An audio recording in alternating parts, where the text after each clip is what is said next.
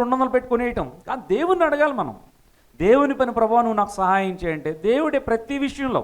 ఎందుకు చెప్తున్నానంటే ఈ ఫార్ములా మీ ఆత్మీయ జీవితంలో గుర్తుపెట్టుకోండి. అది ఏదైనా నిజంగా లేకపోతే దేవుణ్ణి అడగండి. ఈ స్పెసిఫిక్గా దేవుణ్ణి అడిగితే దేవుడి కార్యం చేస్తాడు. ఇక్కడ స్పెసిఫిక్గా ప్రతీది దేవుడు పట్టించుకున్నాడు. వెపన్స్ కూడా దేవుడు ఇచ్చాడంట.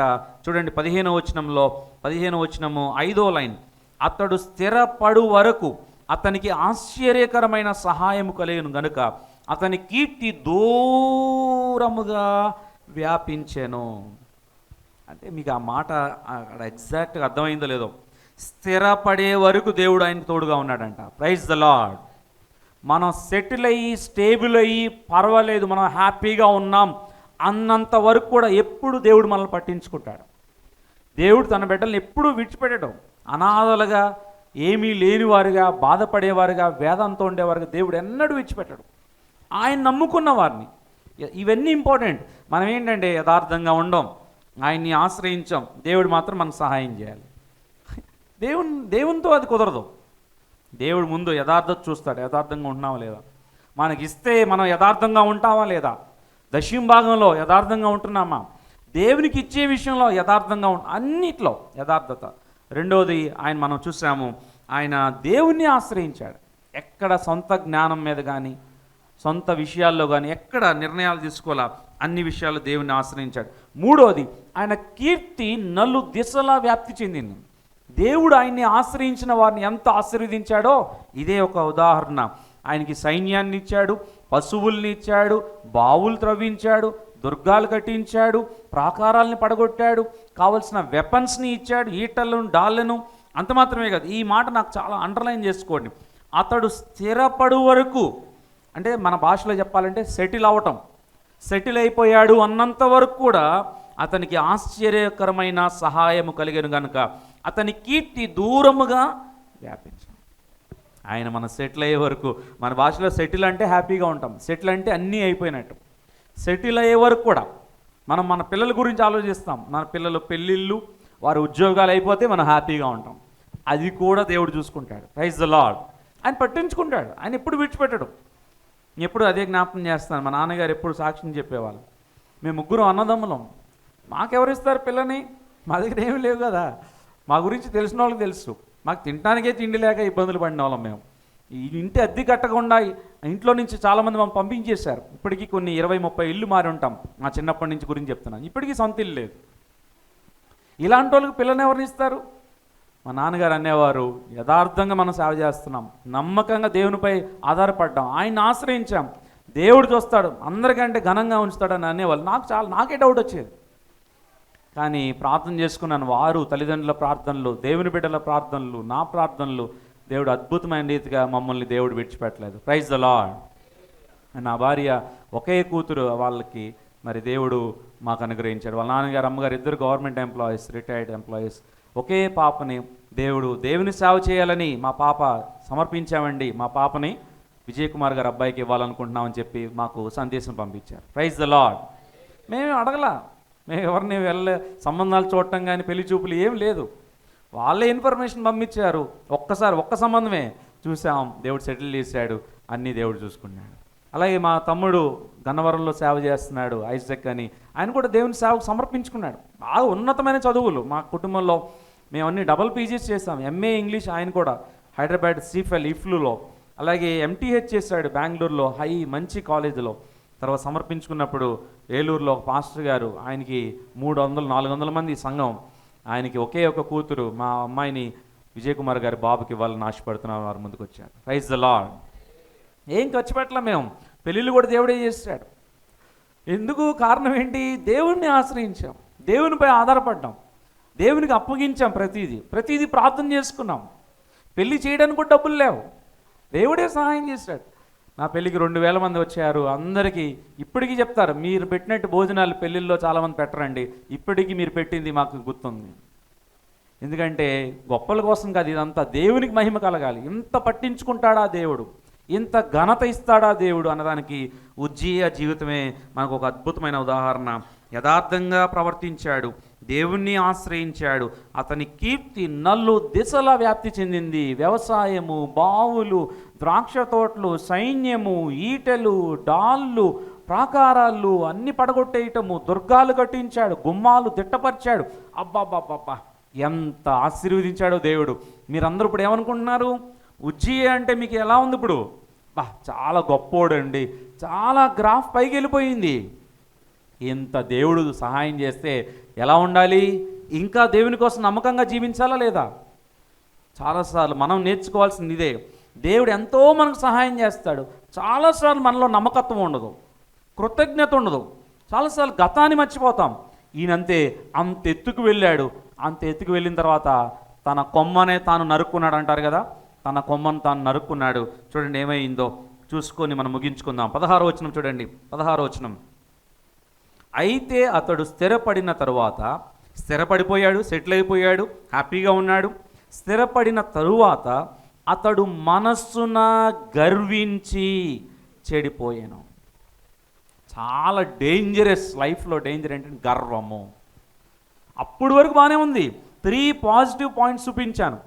ఒకటేమో దేవుని దృష్టిలో యథార్థంగా ప్రవర్తించాడు, రెండవదేమో ఆశ్రయించాడు, మూడవదేమో కీర్తి. ఎంత ఎత్తుకు వెళ్ళాడో స్థిరపడిపోయినాడు. స్థిరపడిన తరువాత మనస్సున గర్వించి చెడిపోయాడు. గర్వము చాలా డేంజరస్. చాలాసార్లు అక్కడ చూడండి ఒక మాట, సామెతల గ్రంథము 18వ అధ్యాయము ఒకసారి చూద్దాం. సామెతల గ్రంథము 16:18 అనుకుంటే ఒకసారి చూడనా. 16:18 సామెతలు 16:18. నాశనమునకు ముందు గర్వము నడుచును. మనం నాశనానికి ముందే నడుస్తుందంటే గర్వం నడుస్తుందంట. ఎంత మనం తగ్గించుకుంటాం. అందుకని ఒక మాట ఉంది, ఎవడు దీనుడై నలిగిన మనస్సు కలిగిన వాడు ఉంటాడో వాడినే యెహోవా దృష్టించుచున్నాడు. చాలా ఇంపార్టెంట్. Humility matters. ఏమీ లేనప్పుడు బాగానే ఉంటాం. దేవుడు అన్నీ ఆశీర్వదించినప్పుడు ఏమొస్తుందంటే వెంటనే మనకు గర్వం వచ్చేస్తుంది. చక్కగా దేవదూతగా దేవుణ్ణి ఆరాధించచ్చుగా. లూసిఫర్ ఏమనుకున్నాడు? నేనెందుకు దేవునితో సమానంగా ఉండకూడదు, నేను దేవదూత ఏంటి, దేవునితో సమానంగా నేను వెంటనే దేవుడు ఏం చేశాడంటే వాడిని పారదోలాడంటే. చాలాసార్లు అదే గర్వం చాలా డేంజర్. అదే 18వ అధ్యాయము అదే అంటాడు సామెతలు 18వ అధ్యాయము 12వ వచనం చూడండి. సామెతలు 18:12 సెకండ్ లైన్. ఘనతకు ముందు వినయముండును. ఎవడు వినయంగా ఉంటాడు, తగ్గించుకుంటాడు, దేవుడు తప్పకుండా దీవిస్తాడు. గర్వం బయటికి కనిపించదు కానీ లోపల చాలాసార్లు ఈగో. నేను చాలా గొప్పవాడు, నాకు బాగా తెలుసు, నాకు తెలిసినంత ఎవరికీ తెలియదు, నేను అన్నీ ట్యాకిల్ చేయగలను, నాకు చాలా నాలెడ్జ్ ఉంది. సైతాను ప్రధానంగా వాడుకునే ఆయుధం ఏంటంటే గర్వము. ఏమీ లేనప్పుడు బాగానే ఉంటారు, దేవుడు ఆశీర్వదించినప్పుడు బాగా గర్వం వచ్చేస్తుంది. ఎవరితో మాట్లాడరు. హలో, ఇదివరకు దగ్గర తీసుకోవడం, కౌగులించుకోవడం, షేక్ హ్యాండ్ ఇవ్వటం. ఇప్పుడు కొంతమంది నటిస్తుంటారు బయట. అయితే కొంతమంది మీరెవరో మిమ్మల్ని ఎక్కడ చూసినట్టున్నాను అన్నట్లు. గర్వం, అహంకారం అన్నమాట. దేవుడు ఎప్పుడు ఎవరిని ఇష్టపడతాడంటే తగ్గించుకున్న వాడిని, దీన మనసులు కలవాడిని. ఆయన ఎంతో తగ్గించుకున్నాడు కదా. తండ్రితో ఉండుట విడిచిపెట్టకూడని భాగ్యమని ఎంచుకోలేదు, కానీ తన్ను తాను తగ్గించుకొని రిక్తునిగా చేసుకొని ఏమీ లేనివానుగా చేసుకుని వచ్చి మనతో ఉన్నాడు. ఆయన ఎక్కడ పుట్టాడు? ఆయన మనం చూడబోతున్నాం 2 నెలల్లో, డిసెంబర్లో. ఎక్కడ పుట్టాడు? ఎందుకు? ఆయన హ్యాపీగా పుట్టొచ్చు కదా, మంచి రాజ్యంలో, మంచి ప్యాలెస్లో పుట్టొచ్చు కదా. ఒక ఎగ్జాంపుల్ సెట్ చేశాడు. ఆయన తగ్గించుకున్నాడు. పశువుల పాకలో దీనునిగా ఆయన జన్మించాడు. చాలా ఇంపార్టెంట్ ఏంటంటే దీనత్వం ఈజ్ వెరీ ఇంపార్టెంట్. ఎంత ఎత్తుకు ఎదిగాడు చూడండి, ఎలా పడిపోయాడు, పేక మేడల్లా కుప్పకూలిపోయాడు. అంతే, మనస్సున గర్వించి చెడిపోయాను. రెండవది ఫస్ట్ ఏమో గర్వము, నెగిటివ్ పాయింట్స్ మనం చూస్తున్నాం. రెండవది, అతడు ధూపపీఠము మీద ధూపం వేయుటకై యెహోవా మందిరములో ప్రవేశించి తన దేవుడైన యెహోవా మీద ద్రోహము చేయగా. అమ్మో అమ్మో అమ్మో, ధూపపీఠం మీద ధూపం వేయడానికి ప్రయత్నం చేస్తాడంట. అది ఎవరి పని? యాజకుడు పని, పాస్టర్ గారి పని. అది యాజకుడు, లేవీయులు, అహరోను సంతానం వాళ్ళు చేయాల్సిన పని వీడు చేస్తానంటున్నాడు. నేను రాజుని, నేను ఏదైనా చేయొచ్చు. State is different from church. State and church should not mingle. ఇదివరకు దినాల్లో Roman Catholic church and state mingled. Roman Catholic father Pope ఏం చెప్తే అది స్టేట్ లోబడాలి అనుకునేవాళ్ళు, కానీ వాక్యానుసారం కాదు అది. Church is different and state is different. State is a political kingdom, versus church belongs to God. ఇక్కడ దేవుని మందిరంలోకి వచ్చేసి ధూపం వేయాలని ట్రై చేస్తాడంట. యాజకుడు ప్రతిరోజు వేసే ధూపం, ఆయన అతి పరిశుద్ధ స్థలం. అతి పరిశుద్ధ స్థలంలో సామాన్యులు ఎవరు రావడానికి వీలు లేదు, యాజకుడు మాత్రమే ప్రవేశించాలి. ఈయన నేను రాజు కదా, నేను ఏదైనా చేయొచ్చు అనే గర్వం, అహంకారంతో ఏం చేశాడో చూడండి. 17వ వచనంలో అందరూ భయపడిపోతున్నారంటే, అయ్యా అయ్యా అయ్యా అలా చేయొద్దయ్యా, ప్లీజ్ అయ్యా, నువ్వు వెళ్ళకూడదు. చూడండి, యాజకులు 80 మంది అతని వెంబడి లోపలికి పోయిరి. ఒక్క యాజకుడే వెళ్తే ఊరుకుంటాడా రాజుగారు? రాజుగారు పెద్దోడు, ఏమంటాడో అని భయం వేసిపోతుంది వీళ్ళకేమో. 80 మంది అంట వెళ్ళిపోయారంట. 18వ వచనం, రాజైన ఉజ్జియాను ఎదిరించి, ఉజ్జియా యెహోవాకు ధూపము వేయుటకై ప్రతిష్ఠింపబడిన అహరోను సంతతి వారైన యాజకుల పనియే గాని నీ పని కాదు. పరిశుద్ధ స్థలములో నుండి బయటకు పొమ్ము, నీవు ద్రోహం చేసి ఉన్నావు. దేవుడైన యెహోవా సన్నిధిని ఇది నీకు ఘనత కలుగజేయదని చెప్పగా, అతి పరిశుద్ధ స్థలములో యాజకులు చేయాల్సిన పనిని ధూపం నేనేస్తానంటున్నాడు. రాజు చేయాల్సిన పని రాజు చేయాలి, యాజకుడు చేయాల్సిన పని యాజకుడు చేయాలి. చాలా పవిత్రమైనది దేవుని స్థలం, దేవుని ఆవరణం, మందిరం, ఎస్పెషల్లీ బలిపీఠం. ఎవరు పడితే వాళ్ళు ఎక్కేసి ఏది పడితే అది మాట్లాడితే దేవునికి మనం లెక్కప్ప చెప్పాలి. చాలా జాగ్రత్తగా ఉండాలి. ఇప్పుడైతే యేసుక్రీస్తు వారి యొక్క కృపాకాలంలో మనం ఉన్నాం కాబట్టి సరిపోయింది. ఇదివరకు దినాల్లో యాజకుడు ఒక్కడే అతి పరిశుద్ధ స్థలం. బయట అందరూ వెయిట్ చేసేవాళ్ళు, మధ్యలో కటన్ ఉండేది, కటెన్. యాజకుడు దేవుని స్వరాన్ని వినేవాడు, విని మోసుకొచ్చి వాళ్ళందరికీ చెప్పేవాడు, ఇదిగో యెహోవా దేవుడు ఇలా చెప్తున్నాడు. మోషే దినాల నుంచి మనం చూస్తున్నాం. మోషే సినాయి పర్వతం మీదకి వెళ్ళేవాడు, కింద అందరూ ఎదురు చూసేవారు. ఆ సమాచారాన్ని, దేవుని సందేశాన్ని మోసుకొచ్చి వారికి చెప్పేవాడు. ఎందుకంటే యాజకుడు, దేవుని సేవకుడు, దైవజనుడు తప్ప ఎవరు దేవుణ్ణి చూడలేరు, ఆయన మాట వినటానికి అర్హులు కారు. ఏం చేశాడంటే, గర్వం ఎలాంటిదో చూడండి. దేవుని సేవ అందరూ చేయలేరు. దేవుడు ఎన్నుకున్న వారిని, దేవుడు పిలుచుకున్న వారు మాత్రమే సేవ చేయాలి. బైబిల్ నాలెడ్జ్ కాదు కావాల్సిన దేవునికి, ఆయన పిలుపు ఉండాలి. ఈ రోజుల్లో చాలామంది చూస్తున్నాం, కొంచెం బైబిల్ నేర్చుకోవడం, అందరినీ పోగు చేసేయడం చాలా తప్పు. తస్మాత్ జాగ్రత్త. అందరూ సేవ చేయడానికి అర్హులు కాదు.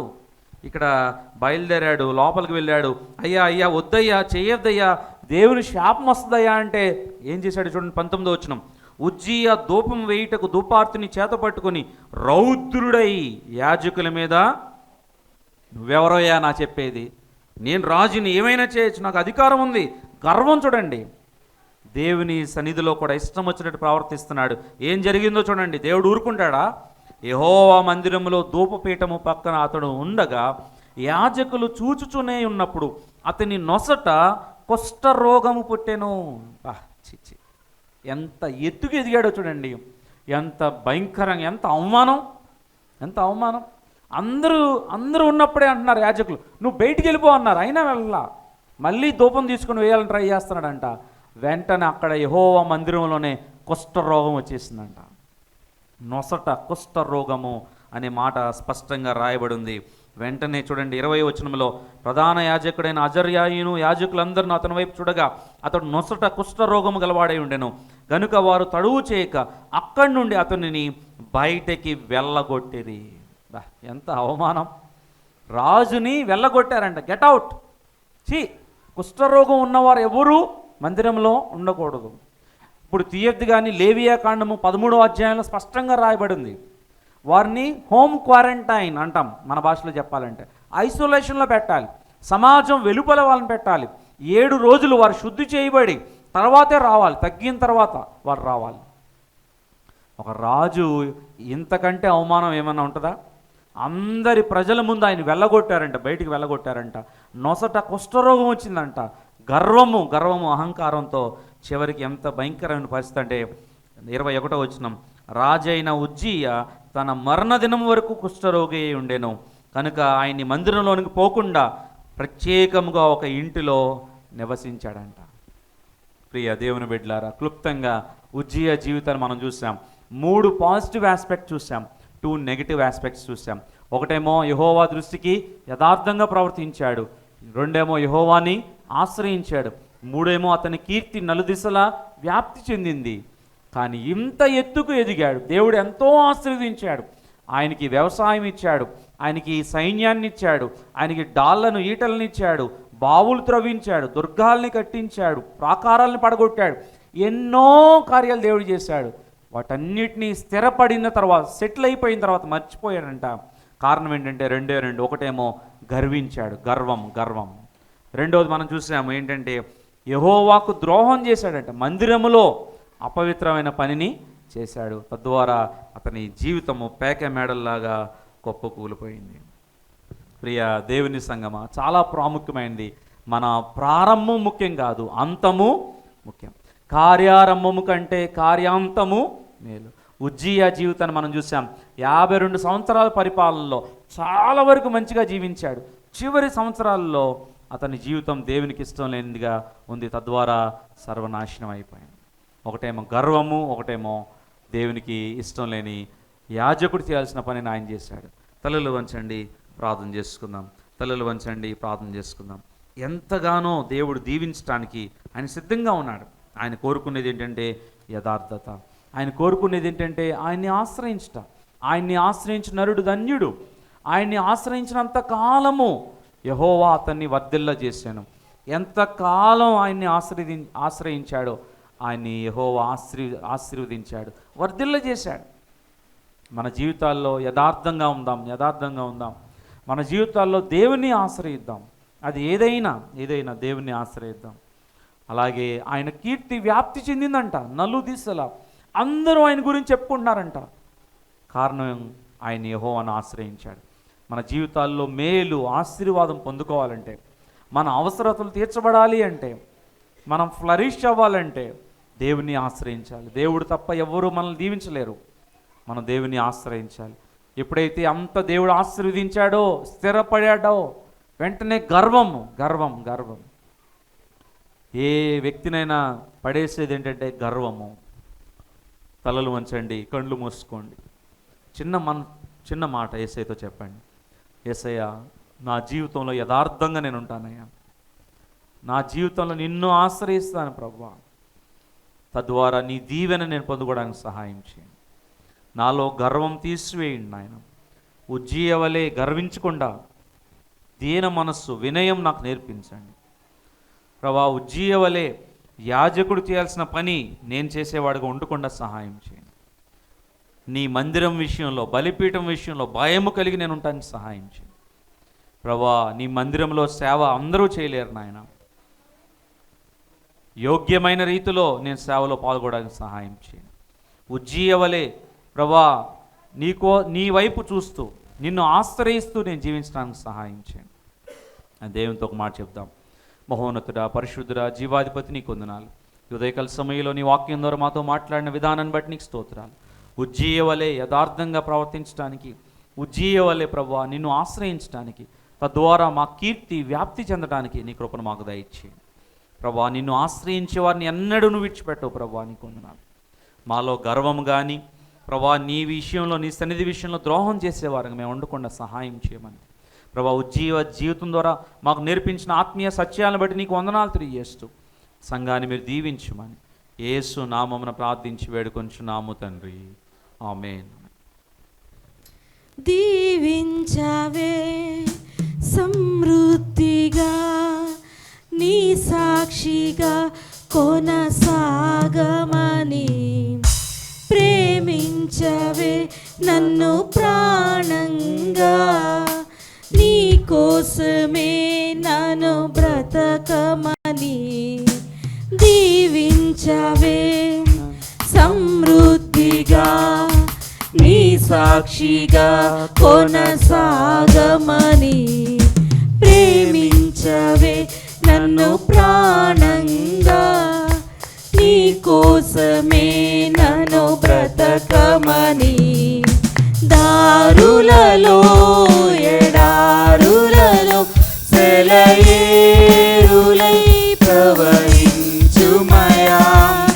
చీకటిలో కారు చీకటిలో అగ్ని స్తంభమై నన్ను నడుపుమయా దీవించవే సమృద్ధిగా నీ సాక్షిగా కొనసాగమని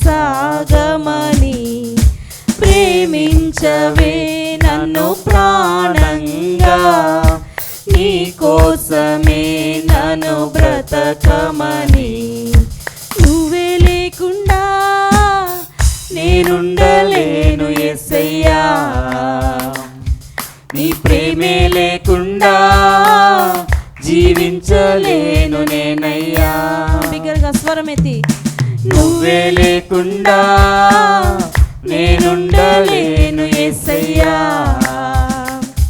నీ ప్రేమే లేకుండా జీవించలేను నేనయ్యా నా ఒంటరి సమయంలో నా జంటగా నిలిచావే నీ నడిచే దారుల్లో నా తోడై ఉన్నావే నా ఒంటరి పయనంలో నా జంటగా నిలిచావే నీ నడిచే దారుల్లో నా తోడై ఉన్నావే ఊహలలో నా ఊసులలో నా ధ్యాస బాసవే ఉన్నావే శుద్ధతలో పరిశుద్ధతలో నిన్ను పోలినన్నిల సాగమని ఓ దీవించవే సమృద్ధిగా నీ సాక్షిగా కొనసాగమని బిగ్గరగా ప్రేమించవే నన్ను ప్రాణంగా నీ కోసమే నన్ను బ్రతకమని కొలతే లేదయ్యా నీ జాలి నాపై యేసయ్యా కొరతే లేదయ్యా సమృద్ధి జీవం నీవయ్యా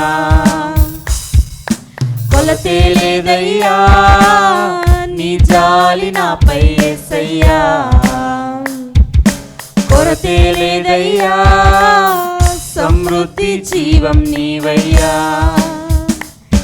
నా కన్నీరంతా తుడిచావే కన్న తల్లిలా కొదువంతా తీర్చావే కన్న తండ్రిలా నా కన్నీరంతా తుడిచావే కన్న తల్లిలా కొదువంతా తీర్చావే కన్న తండ్రిలా ఆశలలో నిరాశలలో నేనున్నా నీకని అన్నావే పోరులలో పోరాటములో నా పక్షముగా నీవు నిలిచావే ఓ దీవించవే సమృద్ధిగా నీ సాక్షిగా కొనసాగమని ప్రేమించవే నన్ను ప్రాణంగా నీ కోసమే నన్ను బ్రతకమని